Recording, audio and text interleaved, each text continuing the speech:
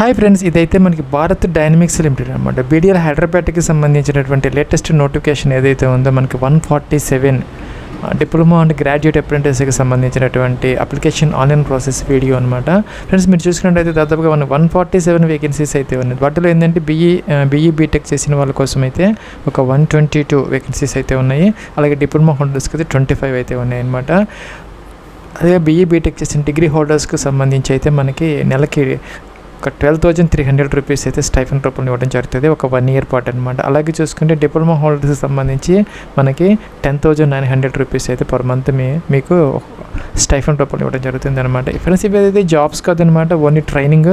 ఎవరైతే ఫ్రెషర్స్ ఉన్నారో గతంలో ఎక్కడ కూడా అప్రెంటిస్ ట్రైనింగ్ తీసుకోకుండా ఫ్రెషర్స్ అయి ఉంటే మీరు దీనికి అప్లై అయితే చేసుకోవచ్చు అనమాట.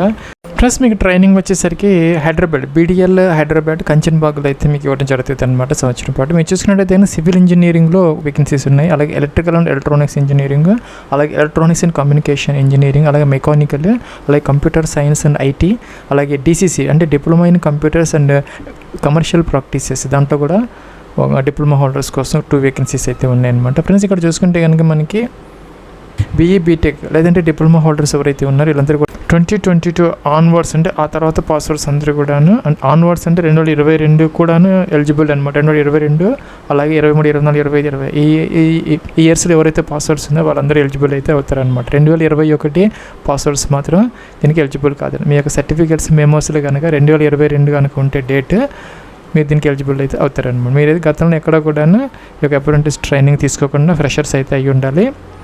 అలాగే ఎటువంటి ఎక్స్పీరియన్స్ కూడా మీకు ఉండకూడదనమాట. ప్లస్ దీనికి సంబంధించి మనం అప్లై చేసుకుని ఎటువంటి ఫీజు లేదు, అలాగే ఎగ్జామ్ కూడా లేదనమాట. అలాగే మనకి లాస్ట్ డేట్ వచ్చేసరికి 6th August 2026.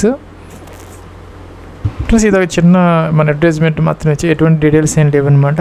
మీరు చూసుకున్నట్టయితే కనుక ఎటువంటి ఎగ్జామ్ అయితే లేదు. మీకు డాక్యుమెంట్స్ వెరిఫికేషన్ కోసం కాల్ చేసినప్పుడు మీరు ఒక ఎడ్యుకేషన్ క్వాలిఫికేషన్ అంటే 10th క్లాస్ డిగ్రీ డిప్లొమా సంబంధించినవి, అలాగే మార్క్స్ మెమోస్, అలాగే ప్రొవిజనల్స్, ఓడిక్, అలాగే కేటగిరీ సర్టిఫికేట్స్ ఇవన్నీ కూడా వాళ్ళకి ఒరిజినల్ అయితే చూపించారనమాట at the time of documents verification అప్పుడు. అలాగే SC ST OBC EWS PW ఇవన్నీ కూడాను యాజ్ యూజువల్గా ఆ యొక్క రిజర్వేషన్స్ అనేది మనకి ఇదైతే ఉంటుంది అనమాట. దీనికి ఏజ్ ఏమి ఉండదు, ఎందుకంటే 2022 ఆ తర్వాత పాస్వర్డ్స్ అందరూ కూడాను దీనికి ఎలిజిబుల్ అయితే అవుతారన్నమాట. ఎటువంటి ఏజ్ లిమిట్తో సంబంధం లేకుండా 2022 పాస్వర్డ్స్ అందరూ కూడా ఆన్వర్డ్స్ పాస్వర్డ్స్ అందరూ కూడాను దీనికి అప్లై అయితే చేసుకోవచ్చు. దీనికి అప్లై చేయాలంటే ముందు ఏంటంటే మీకు NATS 2.0లో మీరు రిజిస్టర్ అయ్యి ఎన్రోల్ అయ్యి ఆ యొక్క ఎన్రోల్మెంట్ నెంబర్ అయితే తీసుకోవాలన్నమాట. అలాగే తర్వాత ఏంటంటే ఇక్కడ ఒక ఈమెయిల్ ఐడి ఇచ్చారు. ఈ యొక్క ఈమెయిల్ ఐడికి మీ యొక్క రెజ్యూమ్ CV పంపిస్తే సరిపోతుంది. మీకు ఎటువంటి అప్లికేషన్ కూడా మీరు ఫిలప్ చేయాల్సినటువంటి అవసరం అయితే లేదనమాట. ఫ్రెండ్స్, అలాగే ఇప్పుడు ఏంటంటే అపార్ అనేది ఈ యొక్క NATSకి రిజిస్ట్రేషన్ కంపల్సరీ అయితే చేశారనమాట. 1 Nation 1 Student ID.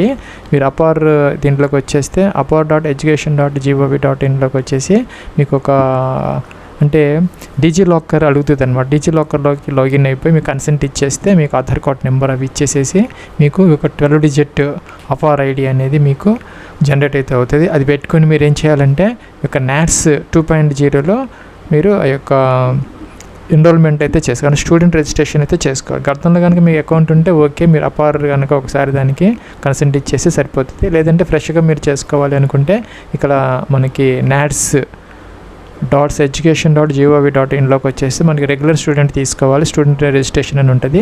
దీని మీద క్లిక్ చేయాలి. ప్లస్ దీనికి అప్లై చేయాలి అనుకుంటే మీకు ఈ డాక్యుమెంట్స్ అన్నీ ఉండాలి. అంటే వ్యాలిడ్ పర్సనల్ ఈమెయిల్ ID ఉండాలి, అలాగే మొబైల్ నెంబర్ ఉండాలి, అలాగే KYC కోసం ఏంటంటే ఆధార్ నెంబర్ ఉండాలి, అలాగే ఎడ్యుకేషన్ క్వాలిఫికేషన్కి సంబంధించి ప్రొవిజనల్స్ కానీ ఇంకా కూడా CMMs కానీ లేకపోతే ఓడీస్ కానీ ఉంటే సరిపోతుంది. ఇవన్నీ స్కాన్ కాపీస్ పెట్టుకుని 1 MB వరకు PDF అలౌ అయితే చేస్తారనమాట. అలాగే ఏంటంటే ఇక్కడ అపార్ అని ఇప్పుడు నేను చెప్పినట్టుగా ఇప్పుడు ఇది కొత్తగా అయితే పెట్టారు. తప్పనిసరిగా అపార్ అనేది మీరు ID తీసుకోవాలన్నమాట. మీకు కనుక అకౌంట్ లేకపోతే ఈ యొక్క అపార్ దీంట్లో ఇక్కడ క్రియేట్ అపార్ ID అనేది ఇది పెట్టుకొని మీరు ఈజీగా అయితే చేసుకోవచ్చు, ఫ్రీగా అయితే చేసుకోవచ్చు అనమాట. సింపుల్గా 2 minutesలో అయిపోతుంది. ఆ నెంబర్ అయితే మీకు వస్తుంది అనమాట ఆధార్ కార్డ్ లాగా. సో ఇవన్నీ ఉంటే కనుక మీ దగ్గర SN పెట్టాలి. పెడితే కనుక మన స్టూడెంట్ యొక్క మొబైల్ నెంబరు ఈమెయిల్ ID అడుగుతుంది అనమాట. క్యాప్చర్ ఇచ్చేసి సెండ్ OTP అంటే ఆ యొక్క OTP కనుక మీరు వెరిఫై చేసేస్తే తర్వాత స్టెప్స్ ఉంటాయి. ఆ స్టెప్స్ కంప్లీట్ చేసుకొని డాక్యుమెంట్స్ అన్నీ అప్లోడ్ చేసేసి మీరు 100% ప్రొఫైల్ అయితే కంప్లీట్ అయితే చేసుకోవచ్చు. మన ఛానల్లో మన 2024లో ఒక వీడియో అయితే చేశాను అనమాట. NATS 2.0 వీడియో అంటే అప్లికేషన్ ఆన్లైన్ ప్రాసెస్ కోసం అనమాట. అది చూసుకొని మీరు ఈజీగా చేసుకోవచ్చు. తర్వాత ఇది ఏంటంటే లాగిన్ అనమాట. NATSకి సంబంధించి మనకి ఈమెయిల్ ఐడి పాస్వర్డ్ ఇవ్వచ్చు, లేకపోతే లాగిన్ విత్ ఆధార్ ఉంటుంది, అలా కూడా అవ్వచ్చు అనమాట. సో ఇక్కడ ఒకవేళ కనుక మీరు పాస్వర్డ్ మర్చిపోతే ఫర్గట్ పాస్వర్డ్ అయితే తీసుకోవచ్చు. ప్లస్ మీరు లాగిన్ అయితే ఇలా వస్తుంది. మీరు కనుక అపార్ ఐడి కనుక సబ్మిట్ సక్సెస్ఫుల్ అయితే ఇలాగ వస్తుంది అనమాట. APAAR ID submit successful and eligible for contract అని వస్తుంది అనమాట. అలాగే ఎన్రోల్మెంట్ ఐడి కూడా ఇక్కడ మీకు వస్తుంది అనమాట. ఇక్కడ ఎన్రోల్మెంట్ ఐడి వస్తుంది లెఫ్ట్ సైడ్ టాప్లో అనమాట. సో అది వస్తే మీరు ఇక్కడ దీనికి అప్లై అయితే చేసుకోవచ్చు.